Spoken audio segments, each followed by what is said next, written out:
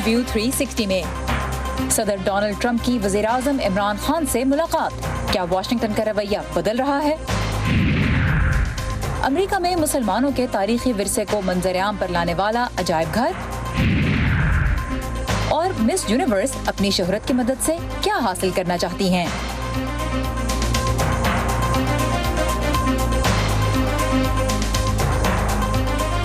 Voice of امریکہ کے Washington studio میں آپ سب کو خوش آمدید۔ ویو 360 کے ساتھ میں ہوں سارہ زمان۔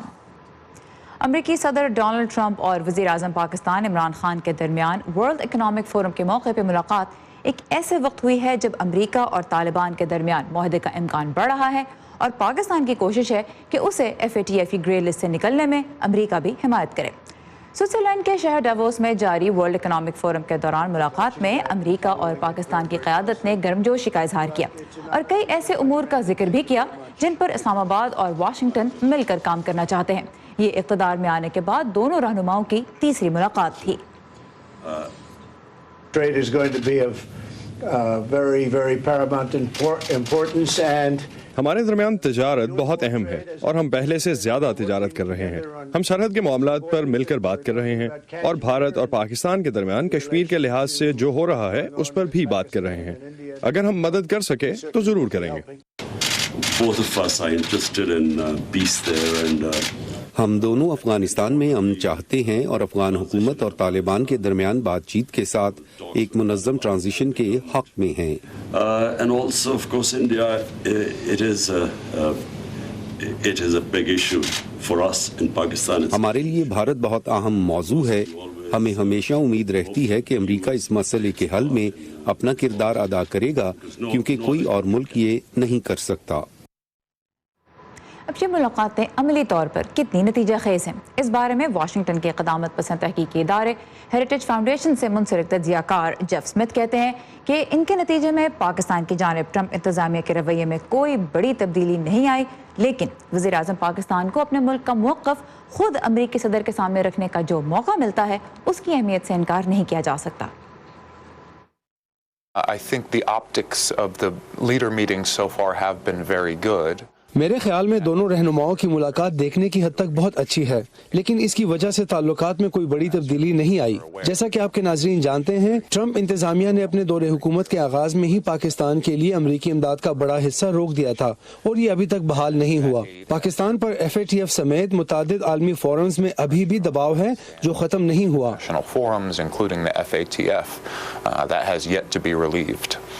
I think there has been some progress. Pakistan کی جانب سے میرے خیال میں طالبان کو مذاکرات کی میز پر لانے کی کوشش میں کچھ پیش رفت ہوئی ہے۔ دہشت گردی کی مالی اعانت سے متعلق کچھ پیش رفت بھی ہے، لیکن میرے خیال میں یہ کافی نہیں ہے۔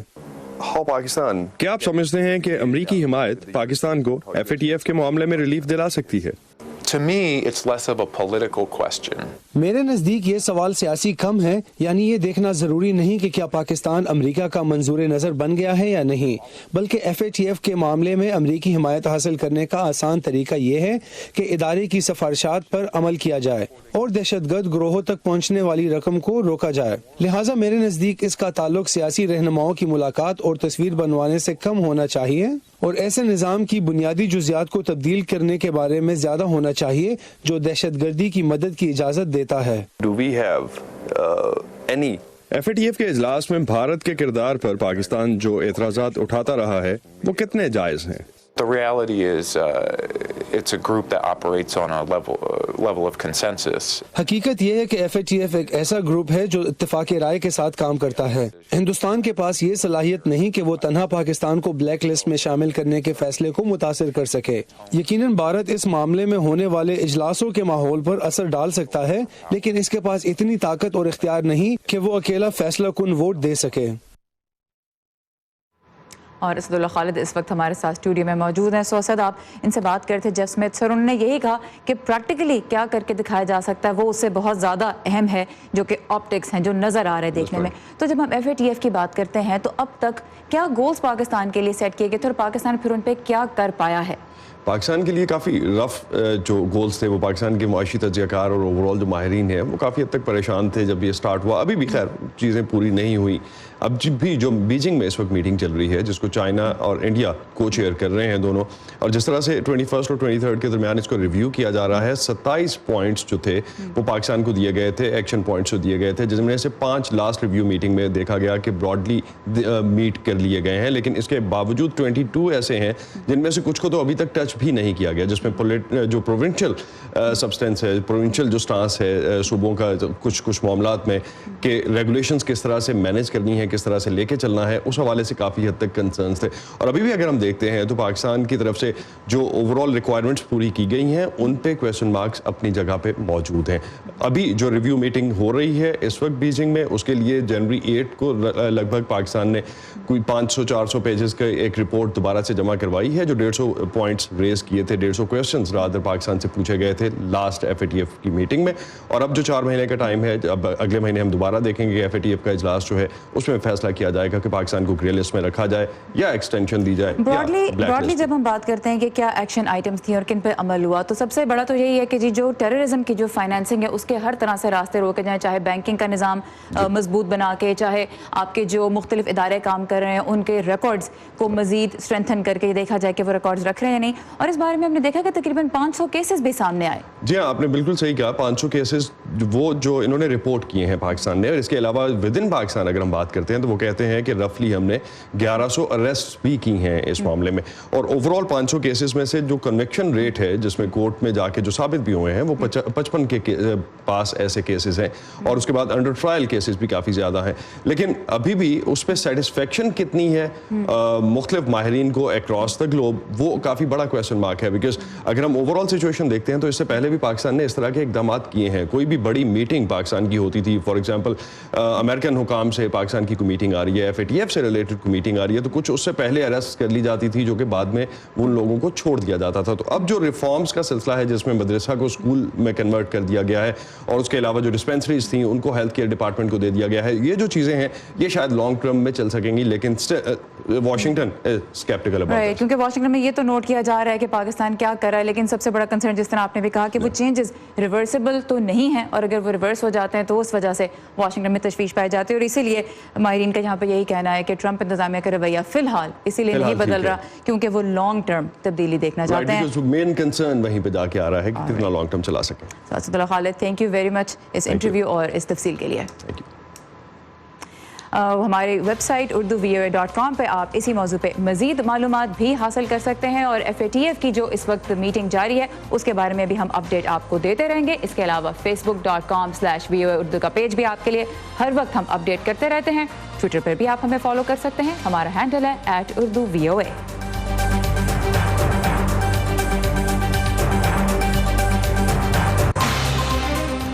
چین میں جنم لینے والی کورونا وائرس کی وبا کو عالمی سطح پر پھیلنے سے روکنے کے لیے پاکستان سمیت چین کے کئی ہمسایہ ممالک میں بھی اہم اقدامات کیے جا رہے ہیں. اور اس کے علاوہ اب بنگلہ دیش, نائجیریا, امریکہ اور آسٹریلیا میں بھی ایئرپورٹس پہ سخت اسکریننگ کے انتظامات کر دیے گئے ہیں. اب تک اس وائرس کے 440 کیسز دنیا کے مختلف حصوں میں سامنے آ چکے ہیں, لیکن 9 افراد کی ہلاکت بھی ہو چکی ہے جس کی وجہ سے مزید تشویش بڑھ رہی ہے. 3 روز بعد اب چین میں نئے سال کی تقریبات کا آغاز بھی ہونے والا ہے, اور ماہرین صحت کو ڈر ہے کہ انسانوں سے ایک دوسرے کو لگنے والا یہ وائرس کہیں کوئی بھیانک وبا نہ بن جائے. چین کے روایتی کیلنڈر کے مطابق ملک میں اس برس نئے سال کا آغاز 25 جنوری سے ہوگا. پورے ملک میں لوگ خاندان اور دوستوں کے ساتھ چھٹی منانے کے لیے سفر کر رہے ہیں, لہٰذا ٹرینز, بسز اور میدانی علاقوں میں لوگوں کا ہجوم ہوگا. ایسا لگتا ہے کہ کورونا وائرس کے ایک انسان سے دوسرے انسان میں منتقل ہونے کی خبر بیجنگ میں چینی مسافروں کو روکنے میں ناکام رہی ہے. ہم اپنے بچوں کی وجہ سے زیادہ محتاط ہیں, ہم اپنے ساتھ ادویات لے کر آئے ہیں. میں اس صورتحال سے خاص طور پر واقف نہیں ہوں, لیکن خبروں میں بتایا ہے کہ یہ ووہان تک ہی محدود ہے. دسمبر کے آخر سے لے کر اب تک 200 سے زیادہ افراد کورونا وائرس کا شکار ہو چکے ہیں جو پھیپھڑوں کی بیماری کا سبب بنتے ہیں, جس سے کم از کم 3 افراد ہلاک بھی ہوئے ہیں. جو نئے کیسز سامنے آئے ہیں ان میں طبی عملے کے لوگ بھی شامل ہیں جنہوں نے اس وائرس سے متاثرہ افراد کا علاج کیا تھا. جاپان, تھائی لینڈ اور جنوبی کوریا کا کہنا ہے کہ انہوں نے کئی مریضوں میں وائرس کی نشاندہی کی ہے جو حال ہی میں چین سے آئے تھے. جس سے اس کے عالمی وبا کی شکل اختیار کرنے کا خطرہ پیدا ہو گیا ہے۔ چینی صدر نے وائرس کے پھیلاؤ کو روکنے کے لیے اقدامات کا حکم دیا ہے۔ The Chinese Centers for Disease Control. The Chinese Centers for Disease Control نے وائرس کی جنیاتی تحقیق سے وائرس کی شناخت کرنے اور اسے دستیاب کرنے میں بہت تیزی سے کام کیا ہے، اور کئی ممالک میں وائرس سے نمٹنے کے لیے مالیکولر ٹیسٹ تیار کیے گئے ہیں، لہٰذا یہ ممکن ہے کہ ان کا استعمال چین میں بہت جلد کیا جا سکے۔ برطانوی بائیو میڈیکل ماہر ڈیرک گیتھرو کا کہنا ہے کہ ان سب لوگوں کے لیے ٹیسٹ کی سہولیات فراہم کرنا مشکل ہو سکتا ہے جنہیں شبہ ہے کہ انہیں یہ وائرس لاحق ہے۔ We have to remember also that we're in the middle of a ہمیں یہ یاد رکھنا ہوگا کہ ہم فلو کے موسم کے وسط میں ہیں اور بہت سے لوگوں کو انفلوئنزا ہوگا۔ در حقیقت ہانگ کانگ میں گزشتہ ہفتے جو ابتدائی مشتبہ کیسز سامنے آئے، تحقیق کے بعد ثابت ہوا کہ وہ کرونا وائرس سے نہیں بلکہ انفلوئنزا یا کسی اور بیماری سے متاثر تھے۔ امریکی محکمہ صحت کے حکام نے اس وائرس کو پھیلنے سے روکنے کی کوشش میں سین فرانسسکو، نیو یارک اور لاس اینجلس کے بین الاقوامی ہوائی اڈوں پر چین کے علاقے ووہان سے آنے والے مسافروں کی اسکریننگ کا حکم دیا ہے۔ زلاتیکا ہوک کے ساتھ Iram Abbasi, voice of America. کیا آپ کا بچہ اپنا فارغ وقت اسکرینز کے سامنے گزار دیتا ہے؟ اگر آپ بھی ان والدین میں سے ایک ہیں جو بچوں کو سارا دن فون یا ٹیب ہاتھ میں لیے بیٹھا دیکھ کے پریشان ہوتے ہیں تو آپ غلط نہیں ہیں۔ عالمی ادارہ صحت کے مطابق 11 سے 17 سال کی عمر کے بچوں کی جسمانی سرگرمیوں میں واضح کمی ہو چکی ہے، جس سے ان کی نشو و نما پر بھی برا اثر پڑ رہا ہے۔ اسلام آباد سے آج گیتی آرا انیس بتا رہی ہیں کہ بچوں کے اس مسئلے کے حل کے لیے کچھ بڑے اب کیا کر رہے ہیں۔ یہ 7 سالہ شاہ حسین ہیں اور یہ ہیں ان کی 5 سالہ بہن بنوجا۔ اکثر بچوں کی طرح یہ بھی بہت سا وقت موبائل فونز پر اپنی من پسند چیزیں دیکھنے میں گزارتے تھے، مگر اب یہ کھیلتے کودتے بھی نظر آتے ہیں۔ ان کی والدہ کہتی ہیں کہ انہیں بچوں کی عادات بدلنے پر کافی محنت کرنا پڑی۔ ایک سرٹن لمٹ سیٹ کرنی ہوتی ہے کہ دیکھنا بھی ہے تو اتنے ٹائم کے لیے دیکھو، پھر let's go out and move out and do something else, کچھ اور کریں، کچھ اور بہتر، کوئی گیمز، کوئی اسپورٹ، کوئی بک کی اسٹوری ہے اس میں انٹرسٹ اس کا کریٹ کریں کہ بھائی یہ دیکھو کتنا انٹرسٹنگ کیریکٹر ہے، لیٹس سی یہ کیا کر رہا ہے، لیٹس ڈو اٹ۔ ان کے ساتھ کرنا ہوتا ہے، ان کو وقت دینا ہوتا ہے بیسیکلی، کہ آپ کو یہ شو کرنا ہے کہ یہ this is also same interesting thing. Amna کے گھر سے کچھ ہی دور عائشہ ایک ایسا کلب چلا رہی ہیں جہاں بچے کھیلنے آتے ہیں۔ عائشہ کہتی ہیں کہ والدین میں یہ احساس پیدا ہو رہا ہے کہ بچوں کا ہر وقت اسکرین کے سامنے بیٹھنا اچھا نہیں۔ اس کا بیسک مقصد یہی ہے کہ بچوں کو فزیکل ایکٹیویٹی کرنا پڑے۔ They are so much indulge in mobiles, phone وغیرہ، ان میں گھر میں رہ کر کے ان کی جو بالکل فزیکل ایکٹیویٹی ختم ہو گئی ہے، ہیلتھ ان کی بہت زیادہ اسپوائل ہو رہی ہے۔ اسپیشلی یہ بچیوں کے لیے، فیمیلز، گرلز کے لیے پہلے بہت پرابلم ہوتی تھی، لیکن اب پیرنٹس کافی انکریجنگ ہیں اور موٹیویٹ بھی کرتے ہیں۔ ایک وقت تھا کہ شام ہوتے ہی علاقے کے پارک کھیلنے کودنے والے بچوں سے بھر جاتے تھے، لیکن اب والدین بچوں کو تنہا گھر سے باہر بھیجتے ہوئے گھبراتے ہیں۔ لیکن بچوں کو اسکرین سے دور رکھنے کے لیے ایسی سرگرمیوں کو ترتیب دینا بھی ضروری ہے جو ان کی توجہ حاصل کر سکیں۔ سیلف ڈیفینس کرنے کا سب سے زیادہ مجھے مزہ آتا ہے یہاں پہ۔ مزہ سب سے آتا ہے جمناسٹکس میں، اور جمناسٹکس کا ایکسرسائز کارٹون میں سب سے زیادہ مزہ آتا ہے۔ ماہر نفسیات کہتے ہیں کہ اسکرین کے سامنے بیٹھے رہنا اور گھنٹوں گھر کے دیگر افراد سے الگ تھلگ وقت گزارنا بچوں میں نفسیاتی پیچیدگیوں کا سبب بن رہا ہے، جس کا کل کو پورے معاشرے پر منفی اثر پڑ سکتا ہے۔ سب سے پہلے ہم مینٹل ہیلتھ کی اگر بات کریں تو سلیپ سائیکل، اور پھر انسومنیا، میموری میں ڈسٹربنس آ رہی ہے، کنسنٹریشن کے پرابلمز آ رہے ہیں، اس کے رزلٹ میں اسٹڈیز میں پور رزلٹ۔ اگر ہم ایڈجسٹمنٹ کے لحاظ سے دیکھیں تو پھر social interaction, parental child interaction, اور پھر بچوں کی سوشل لرننگ، اور پھر اس حوالے سے مسائل آ رہے ہیں۔ آمنہ کہتی ہے کہ جسمانی سرگرمیاں بڑھانے سے ان کے دونوں بچے نہ صرف جسمانی اور ذہنی طور پر زیادہ چاق و چوبند ہیں، بلکہ اب وہ خاندان کے دیگر افراد کے بھی زیادہ قریب ہیں۔ گیتی آرا انیس، وائس آف امریکہ، اسلام آباد۔ آج کے امریکہ میں مسلمان تعلیم، صحت اور پولیس کے شعبوں میں نمایاں خدمات انجام دینے کے ساتھ ساتھ اب مقامی اور ریاستی سطح پہ منتخب نمائندوں، میئرز اور ججز کے عہدوں پر بھی فائز ہیں۔ لیکن امریکہ میں عام تاثر کے برعکس اسلام کی تاریخی جڑیں کافی پرانی ہیں۔ تو اس ملک میں پہلے مسلمان نے کب اور کیسے قدم رکھا، امریکہ میں اسلام کیسے پھیلا، اور اس ملک کی تعمیر میں مسلمانوں نے کیا کردار ادا کیا ہے، یہ سب جاننے کے لیے چلتے ہیں شہناز نفیس کے ساتھ آج واشنگٹن ڈی سی میں قائم Islamic heritage museum.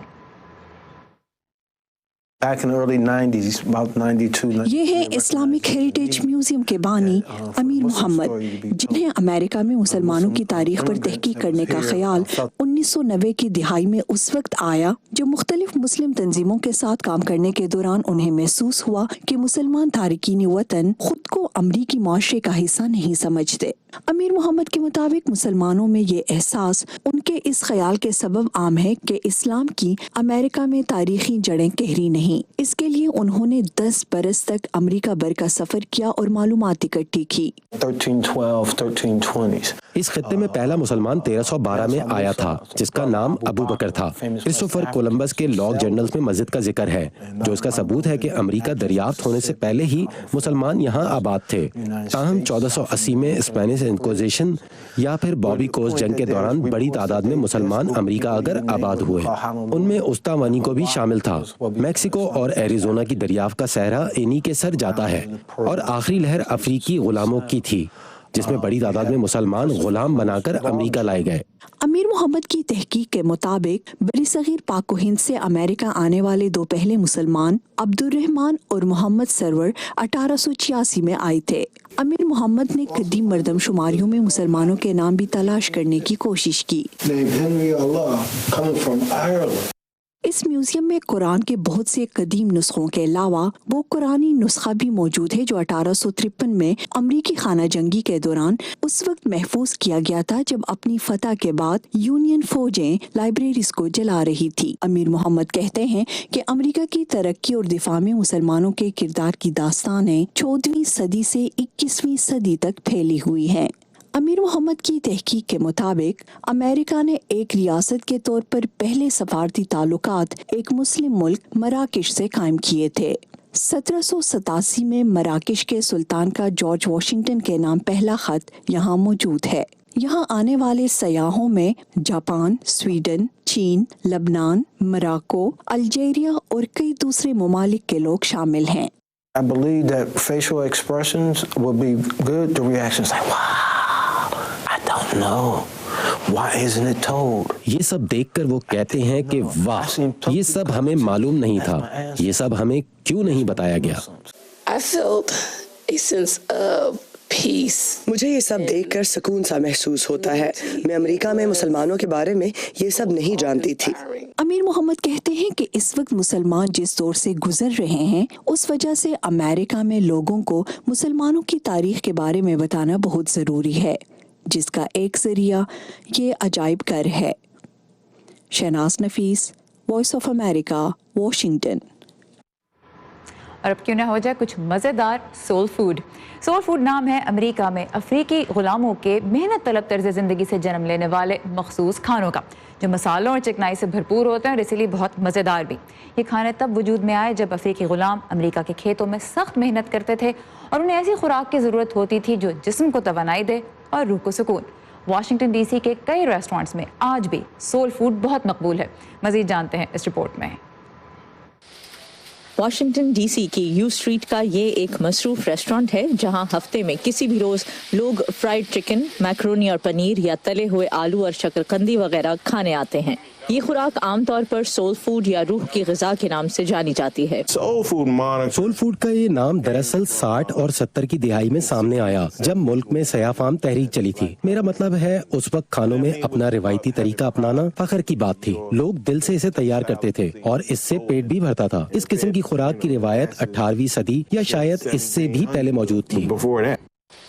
Washington D C میں قائم افریقن امریکن سول وار یادگار سے چند قدم کے فاصلے پر واقع اوہ آہ ریسٹورانٹ شہر میں سول فوڈ کے لیے مشہور ہو رہا ہے۔ ہمارے یہاں ریسٹورینٹ میں کئی مشہور ہستیاں بھی کھانا کھانے آ چکی ہیں۔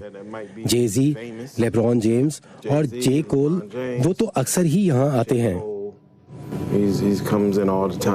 اگرچہ یہ سیاہ فام امریکیوں کی روایتی خوراک ہے، لیکن حقیقت یہ ہے کہ اسے اب ہر طرح کے افراد مزہ لے کر کھاتے ہیں۔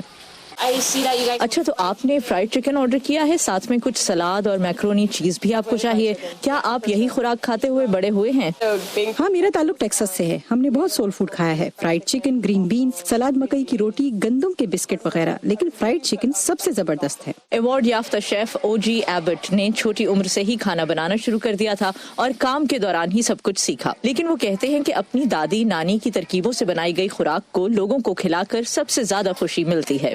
اس سے لوگوں کو یہ سیاہ فام امریکیوں کی تاریخ کے بارے میں پتہ چلتا ہے، یعنی ان چیزوں کا پتہ چلتا ہے جو ہم نے برداشت کی ہیں. سیاہ فام تاریخ کی کامیابیاں بہت ہیں، مگر لوگوں کو کم ہی پتہ چلتی ہیں.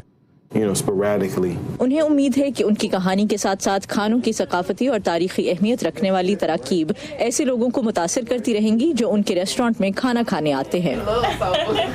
انشن لی کے ساتھ نخبت ملک، وائس آف امریکہ. پاکستان میں طلاق کے بعد ماں باپ اور ان کا بچہ بہت سی مشکلات کا سامنا کرتے ہیں. کل شام ہم آپ کو ملوائیں گے دو ایسی خواتین سے جو طلاق کے بعد بچوں کی تنہا پرورش کرنے والے مردوں اور خواتین کو مدد اور آگاہی فراہم کرتی ہیں. اس وقت دیکھتے ہیں اس کہانی کی ایک جھلک. 5 سال کی عمر میں کورٹ میں آیا ہے لیٹیگیشن میں. اس کیس نے کم سے کم 4 سے 5 سال چلنے ہیں. وہ 5 سال ریسٹرکٹیڈ وزیٹیشن کیوں کریں؟ جب آپ بچے کو ایکسیس نہیں دیتے اس کے نان کسٹوڈیل پیرنٹ تک، تو دیر آر چانسز کہ دا چائلڈ از مینوپولیٹڈ. اور ایک سٹیج آتی ہے جب یہ بچے بالکل باپ کے سامنے، باپ یا ماں جو بھی ہے اس کے سامنے کھڑے ہو کے ان کے ساتھ گالم گلوچ کر رہے ہوتے ہیں. سمن خان کی یہ رپورٹ آپ دیکھ سکیں گے کل شام ویو 360 میں. مس یونیورس 2019 زوزی بینی تنزی، جن کا تعلق زمبابوے سے ہے، اپنی شہرت کو استعمال کر رہی ہیں خواتین کے لیے. ان کا کہنا ہے کہ لڑکیوں اور عورتوں کو اپنی طاقت پہچاننی چاہیے اور انہیں اپنی آواز کو دوسروں تک پہنچانے کا ہنر بھی آنا چاہیے. زوزی بینی خود کو حاصل عالمی پلیٹ فارم سے صنفی مساوات کا یہ پیغام کیسے پھیلا رہی ہیں، آئیے انہیں سے جانتے ہیں. دسمبر میں مس یونیورس کا اعزاز حاصل کرنے کے کچھ ہی دیر بعد جنوبی افریقہ کی زوزی بینی تنزی نے نیو یارک کی مقبول عمارت امپائر اسٹیٹ بلڈنگ کا دورہ کیا تھا. اس سال ان کا ٹھکانہ نیو یارک ہوگا، جہاں سے وہ بطور مس یونیورس باقی دنیا کا دورہ کریں گی. گزشتہ ہفتے 26 سالہ ماڈل نے اقوام متحدہ کے لیے جنوبی افریقہ کے سفیر سے ملاقات کی اور انہیں بتایا کہ وہ کس طرح لڑکیوں کو اس حوالے سے آگاہی اور تحریک دے سکتی ہیں کہ وہ اپنی قدر جانیں. بطور ایک خاتون آپ کو یہ نہیں سکھایا جاتا کہ آپ اپنے ارادے بلند رکھیں، تو جب کبھی موقع آتا ہے تو آپ یا تو پیچھے ہٹ جاتی ہیں یا اپنی رائے دینے سے ڈرتی ہیں. انہیں یہی بتانا ہے کہ کسی بھی پلیٹ فارم پر اپنے لیے آواز بلند کرنے سے نہ جھجکیں. ہو سکتا ہے آپ کسی روز تبدیلی کا پیش خیمہ بن جائیں. اقوام متحدہ کے مطابق افریقہ میں عورت کا اپنے شوہر یا خاندان کے کسی فرد کے ہاتھوں جان سے جانے کا سب سے زیادہ خطرہ موجود ہے. اس طرح کے واقعات کی شرح جنوبی افریقہ میں بہت زیادہ ہے. زوزی بینی پر امید ہیں کہ اس جبر کو ختم کرنے کے لیے بڑی عمر کے افراد شعوری طور پر بچوں کی تربیت پر توجہ دیں گے. میں اکثر مثال دیتی ہوں کہ پری اسکول سے ہی یہ سکھایا جاتا ہے کہ اگر کوئی لڑکا کسی لڑکی کو مارے تو بڑے کہتے ہیں کہ وہ ایسا اس لیے کر رہے ہیں کیونکہ ممکن ہے اس کو وہ لڑکی پسند ہو. یوں غیر شعوری طور پر ہم کم عمر لڑکوں کو یہ سکھا رہے ہیں کہ محبت کا اظہار ایسے ہوتا ہے. یہ محبت نہیں، تشدد ہے. اور دوسری جانب لڑکی بھی یہی سیکھتی ہے کہ یہی محبت ہے. مس یونیورس، جن کے ٹویٹر اکاؤنٹ پروفائل میں بی کائنڈ کے الفاظ لکھے ہیں، اس بات پر زور دیتی ہیں کہ معاشرے کو لڑکوں کو مثبت انداز میں محبت کا اظہار کرنا سکھانا چاہیے. مقابلے کے لیے اپنے بالوں کو 100% قدرتی انداز میں رکھ کر وہ اس بات کا اشارہ دیتی ہیں کہ آپ سب اور خاص طور پر نوجوان لڑکیاں خود سے محبت کرنا سیکھیں. اب جب وہ دوسروں کو متاثر کر سکتی ہیں، وہ کہتی ہیں کہ جنوبی افریقہ کی 2 آئیکونک خواتین ونی میڈیکزیلا مینڈیلا اور موسیقار ماما مریم مقیبہ نے انہیں بہت متاثر کیا. ان دونوں نے اپنے اپنے انداز میں جنوبی افریقہ کی خواتین اور لوگوں کی آزادی کے لیے آواز اٹھائی. زوزی بینی تنزی کہتی ہیں کہ وہ نہیں سمجھتی کہ وہ دنیا کو بدل سکتی ہیں، لیکن کوشش تو کی جا سکتی ہے. مارگریٹ بشیر کے ساتھ سادیہ زیبرانجھا، وائس آف امریکہ. یہ تھی مس یونیورس زوزی بینی تنزی، جن کا تعلق جنوبی افریقہ سے ہے. یہیں پہ ختم ہوتا ہے ہمارا آج کا ویو 360. facebook.com/VO اردو کے پیج پہ آپ جب چاہیں لاگ آن کر سکتے ہیں. آپ کو دنیا بھر سے تازہ ترین خبریں اور بہت سے دلچسپ فیس بک لائیو انٹرویوز بھی ملیں گے. اس کے علاوہ ٹویٹر پہ ہمارا ہینڈل ہے اردو VO اور انسٹاگرام پہ بھی آپ اردو VO کو فالو کر سکتے ہیں. سارا زمان کو اجازت دیجیے. خدا حافظ.